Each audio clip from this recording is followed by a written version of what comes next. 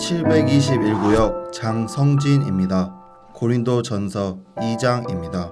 형제들아, 내가 너희에게 나아가 하나님의 증거를 전할 때에 말과 지혜의 아름다운 것으로 아니하였나니 내가 너희 중에서 예수 그리스도와 그가 십자가에 못 박히신 것 외에는 아무것도 알지 아니하기로 작정하였음이라. 내가 너희 가운데 거할 때에 약하고 두려워하고 심히 떨었노라. 내 말과 내 전도함이 설득력 있는 지혜의 말로 하지 아니하고 다만 성령의 나타나심과 능력으로 하여 너희 믿음이 사람의 지혜에 있지 아니하고 다만 하나님의 능력에 있게 하려 하였노라. 그러나 우리가 온전한 자들 중에서는 지혜를 말하노니 이는 이 세상의 지혜가 아니요 또 이 세상에서 없어질 통치자들의 지혜도 아니요 오직 은밀한 가운데 있는 하나님의 지혜를 말하는 것으로서 곧 감추어졌던 것인데 하나님이 우리의 영광을 위하여 만세전에 미리 정하신 것이라. 이 지혜는 이 세대의 통치자들이 한 사람도 알지 못하였나니 만일 알았더라면 영광의 주를 십자가에 못 박지 아니하였으리라. 기록된 바 하나님이 자기를 사랑하는 자들을 위하여 예비하신 모든 것은 눈으로 보지 못하고 귀로 듣지 못하고 사람의 마음으로 생각하지도 못하였다 함과 같으니라. 오직 하나님이 성령으로 이것을 우리에게 보이셨으니 성령은 모든 것 곧 하나님의 기쁜 것까지도 통달하시느니라. 사람의 일을 사람의 속에 있는 영 외에 누가 알리요? 이와 같이 하나님의 일도 하나님의 영 외에는 아무도 알지 못하느니라. 우리가 세상의 영을 받지 아니하고 오직 하나님으로부터 온 영을 받았으니 이는 우리로 하여금 하나님께서 우리에게 은혜로 주신 것들을 알게 하려 하심이라. 우리가 이것을 말하거니와 사람의 지혜가 가르친 말로 아니하고 오직 성령께서 가르치신 것으로 하니 영적인 일은 영적인 것으로 분별하느니라. 육에 속한 사람은 하나님의 성령의 일들을 받지 아니하나니 이는 그것들이 그에게는 어리석게 보임이요 또 그는 그것들을 알 수도 없나니 그러한 일은 영적으로 분별되기 때문이라. 신령한 자는 모든 것을 판단하나 자기는 아무에게도 판단을 받지 아니하느니라. 누가 주의 마음을 알아서 주를 가르치겠느냐? 그러나 우리가 그리스도의 마음을 가졌느니라. 하늘에 계신 우리 아버지여, 이름이 거룩히 여김을 받으시오며 나라가 임하옵시며 뜻이 하늘에서 이룬 것 같이 땅에서도 이루어지이다. 오늘날 우리에게 일용할 양식을 주옵시고 우리가 우리에게 죄 지은 자를 사하여 준 것 같이 우리 죄를 사하여 주옵시고 우리를 시험에 들게 하지 마옵시고 다만 악에서 구하옵소서. 대개 나라와 권세와 영광이 아버지께 영원히 있사옵나이다. 아멘.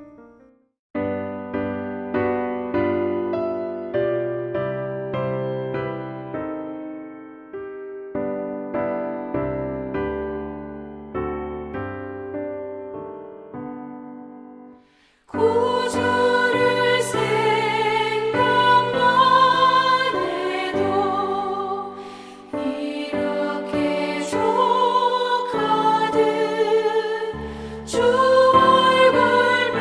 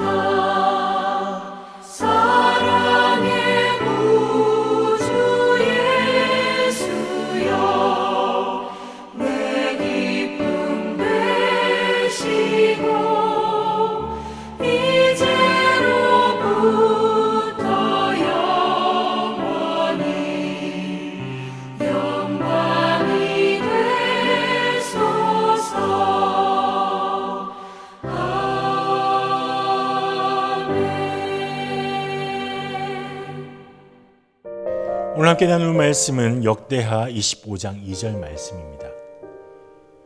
아마샤가 여호와께서 보시기에 정직하게 행하긴 하였으나 온전한 마음으로 행하지 아니하였더라. 요아스 왕의 뒤를 이어 요아스의 아들 아마샤가 유다의 왕이 되었습니다. 아버지 요아스 왕이 하나님을 배반하고 또 대제사장 여호야다의 은혜를 저버림으로 결국 적은 수의 아람 군대의 공격으로 크게 부상을 당하게 됩니다. 그리고 이 요아스 왕의 신하들이 이 하나님을 배반했던 요아스 왕을 다시 배반합니다. 그래서 요아스 왕을 침대에서 자는 동안 죽여버리고 말았습니다. 이후에 요아스의 뒤를 이어서 아마샤가 왕위에 오르게 됩니다. 역대 25장은 이 아마샤 왕의 등장과 함께 아마샤에 대한 평가를 바로 내리게 됩니다. 이 평가는 이것입니다. 여호와께서 보시기에 정직하게 행하긴 하였으나 온전한 마음으로 행하지 아니하였더라. 아마샤 왕은 완전하지 않은 믿음으로 그런 마음으로 하나님의 길을 따랐습니다. 그래서 온전한으로 번역된 히브리어의 원어인 이 샬렘은 이스라엘 사람들이 인사로 하는 이 샬롬과 이 어근이 같습니다. 이 샬렘과 샬롬의 어근인 샬람은 이 혼란이나 분쟁이 없이 안전하고 평화로운 상태, 또 부족함 없이 다 완성되어 있는 상태, 또는 하나님과의 바른 관계에서 오는 평안과 번영, 그리고 온전함이라는 의미를 가지고 있습니다. 이 아마샤 왕은 하나님의 말씀을 따르기는 했지만 그 마음이 온전하지 않았다라고 말하고 있습니다. 아마샤의 마음이 온전히 하나님을 향하지 않았음을 보여줍니다. 아마샤의 마음 안에 하나님 외에 다른 것들이 있다는 것을 보여주고 있습니다. 온전하지 않은 마음, 온전하지 않은 믿음의 특징을 아마샤를 통해서 살펴보고자 합니다. 첫 번째, 온전하지 않은 마음의 첫째 특징은 우선 율법에 기록된 것은 지킨다는 것입니다. 아마샤의 아버지 요아스 왕은 신하들의 배신으로 침상에서 잠을 자는 동안 죽임을 당했습니다. 살해당했습니다. 아마샤는 왕이 되고 나서 나라가 어느 정도 안정되자 이 아버지의 복수를 시작합니다. 아마샤는 아버지를 살해한 신하들을 처형하기 시작합니다. 하지만 이 배신했던 이 신하들의 자녀들은 죽이지 않았습니다. 왜냐하면 4절에 기록되어 있는데 그들의 자녀들은 죽이지 아니하였으니 이는 모세의 율법책에 기록된 대로 함이라. 아마샤의 감정을 보면 아마 보복을 위해서 배신자들의 가족들, 자녀들까지 모두 처형하고 싶었을 것입니다. 하지만 아마샤는 멈추었습니다. 왜냐하면 자신의 감정보다 율법을 따르기로 결정했기 때문입니다. 아마샤가 지킨 모세의 율법은 신명기 24장 16절에 나와 있는 말씀인 것 같습니다. 신명기 24장 16절에는 아버지는 그 자식들로 말미암아 죽임을 당하지 않을 것이요 자식들은 그 아버지로 말미암아 죽임을 당하지 않을 것이니 각 사람은 자기 죄로 말미암아 죽임을 당할 것이니라. 이렇게 했습니다. 이 율법은 고대 근성의 근동의 관습에 비춰보면 조금 독특한 규정입니다. 당시 이브리 사회를 비롯한 고대 근동은 이 구성이 개인이 아닌 가족이나 또 시족 단위의 사회였습니다. 그리고 보통 가족은 동일한 운명 공동체로 여겨졌습니다. 그렇기 때문에 당시에 국가적 차원의 이 범죄를 저지르게 되면 개인뿐만 아니라 범죄자의 가족들도 몰살당하게 되는 것이 당연한 일로 여겨졌습니다. 하지만 하나님은 개인적인 책임을 강조하는 차원에서 부모의 죄로 자식을 죽일 수 없고 자식들의 죄로 부모를 죽일 수 없다. 이렇게 율법으로 말씀해 주셨습니다.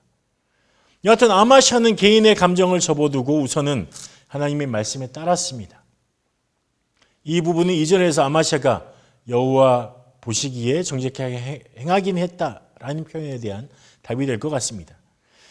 그리스도인은 그리스도를 따르는 사람들입니다. 그리스도인은 하나님의 말씀을 지키는 사람들입니다. 그래서 그리스도인들은 자신의 감정이나 상황보다는 하나님 말씀에 따라야 합니다. 온전한 마음, 온전한 믿음은 순종에서 비롯되는 것입니다. 그리고 이 순종은 온전한 마음과 온전한 믿음을 증명해 줍니다. 이 온전치 않은 이 아마샤의 마음에 대한 두 번째 특징은 하나님께 묻지 않는다는 것입니다. 먼저 하나님께 물어보지 않는다는 것, 이것입니다. 5절에 보면 아마샤가 유다 사람들을 모으고 그 여러 족속을 따라 천부장과 백부장들을 세우되 유다와 베냐민과 함께 그리하고 또 20세 이상으로 계수하여 창과 방패를 잡고 능히 전장에 나갈 만한 자 30만 명을 얻고, 또 6절에는 또 은 100달란트로 이스라엘 나라에서 큰 용사 10만 명을 고용하였으니 이렇게 말하고 있습니다. 여기에 바로 아마샤의 온전치 못한 마음을 보여주는 본격적인 예가 나오기 시작하는데요. 요단 에돔 족속과 전쟁을 준비하고 있습니다. 전쟁을 앞두고 있습니다. 그래서 아마샤는 군사들을 모으기 시작합니다. 전쟁에 능히 싸울 수 있는 군인들을 모으니 30만 명이 되었습니다. 결코 적은 수는 아닙니다. 그런데 무엇이 그렇게 불안했는지 용병을 부릅니다. 그것도 적대적인 관계에 있었던 북이스라엘 사람입니다. 그 수는 10만 명이었는데 이 용사들을 표현하는 말이, 용병들을 표현하는 말이 큰 용사 이렇게 표현하는 것으로 보아서 전쟁에 능한 사람들, 이 북이스라엘의 사람들 10만 명을 돈으로 샀습니다. 은 100달란트로.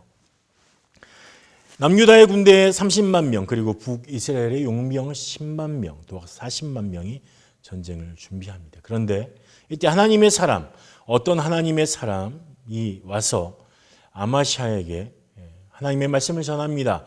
임금님, 이스라엘 군대를 데려가지 마십시오. 여호와께서는 북이스라엘 곧 에브라임 자손과는 함께하지 않습니다. 이렇게 말합니다.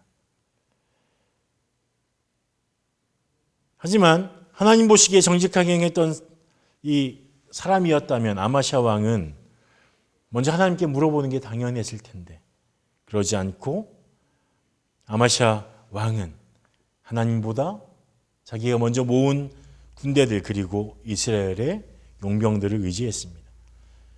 40만 명을 동원하는 것이 중요한 것이 아니라 하나님께 물어보는 것, 그리고 하나님 앞에서 하나님의 뜻을 구하는 것, 전쟁에 대한 하나님의 가르침, 하나님의 인도하심을 먼저 받는 것이 중요했는데 그러지 않았습니다.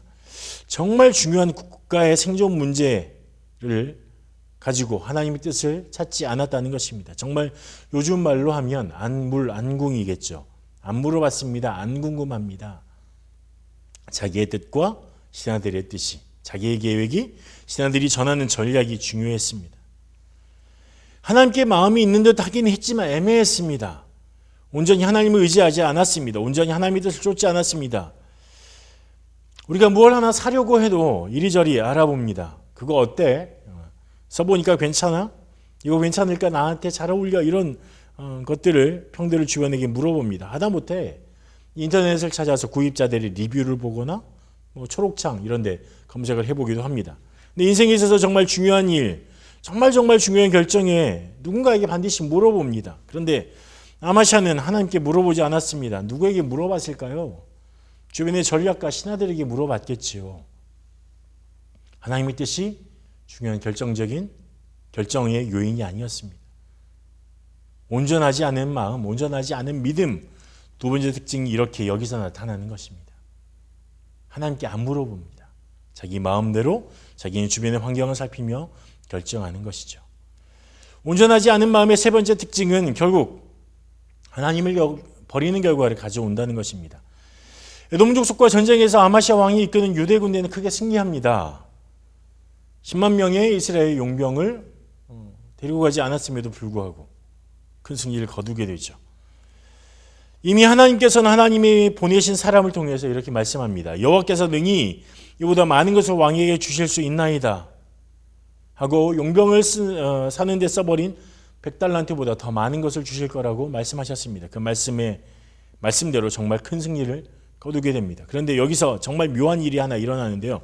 14절을 보면 이렇습니다. 아마샤가 에돔 사람을 죽이고 돌아올 때 세일 자손의 신들을 가져와서 자기의 신으로 세우고 그것들 앞에 경배하며 분향한지라. 아마샤는 에돔과의 전쟁을 승리하고 난 후에 세일 자손, 이 에돔의 신들, 우상들을 가져와서 남유다의 신으로 삼습니다. 원어를 보면 이 세일 자손의 신들 할 때 이 신들이란 표현은 엘로헤라는 단어를 사용하는데 이 엘로헤라는 단어는 보통 우상을 지칭할 때 사용하는 단어는 아닙니다. 보통 우상을 지칭할 때 표현할 때 사용하는 단어는 찰렘, 페셀, 엘릴 이런 단어입니다.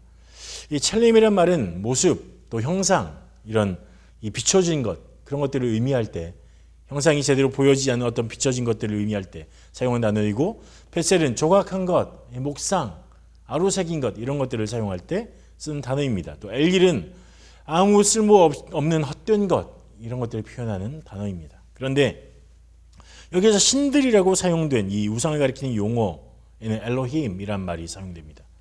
엘로힘은 눈에 보이지 않고 하나님의 두려움을 사람들이 두려움을 가지고 숭배하는 초자연적인 존재. 보통은 하나님을 표현할 때 주로 사용되는 용어로 이 우상이 표현되어 있습니다. 이것은 아마시아가 세일의 우상들을 가져오면서 어떤 태도로 가져왔는지를 우리에게 보여줍니다. 이 온전치 못한 하나님을 향한 마음이 결국은 온전치 못한 결정으로 여기에서 나타나게 되는데 바로 하나님을 대신할 자리를 우상들에게 내어주는 것을 의미하게 되는 것이죠.